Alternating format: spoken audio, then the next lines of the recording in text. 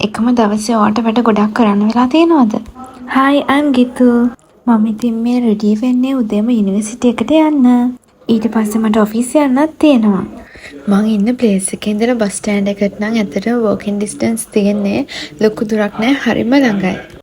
හරිම ලස්සන view එකක් තියෙන්නේ මම යන පාර දිගේ. මම ඉතින් හරිම සතුටින් ආසාවෙන් උදේම වටපිට බල බල යනවා. ඉස්සෙල්ලාම ඉතින් යුනිවර්සිටි එකට යන්න ඕනේ. මොකද මට යුනිවර්සිටි එකෙන් ගන්න ලෙටර් එකක් තියෙනවා. මම ඉතින් යන්නේ අපේ ජපුර යුනිවර්සිටි එකට.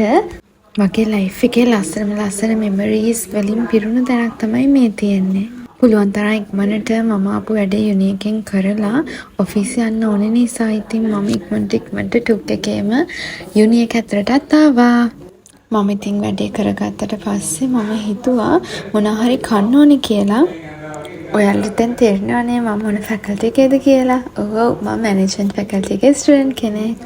යුනි එකෙන් ඇත්තටම යන්න හිතෙන්නේ නැහැ. මේ බලන්නකො ලස්සන. මේ ලස්සන ඉතින් බල මං චුට්ටක් වෙලා ඉඳලා දැන් ඉතින් ආයෙත් ඔෆිස් එකට යන්න තමයි හදන්නේ. ඔන්න ඉතින් මං ඔෆිස් එකට ආවා. ඔයාලට පුළුවන් නම් ගෙස් කරන්න බලන්න මගේ ඔෆිස් එක මොකද්ද කියලා. ඕෆ් වෙන ටයිම් එකටම ඉතින් හොඳටම වහින්න ගත්තා. දැන් ඉතින් මම මගේ බෝඩින් ප්ලේස් එකට යන ගමන්. Thank you for watching. Bye.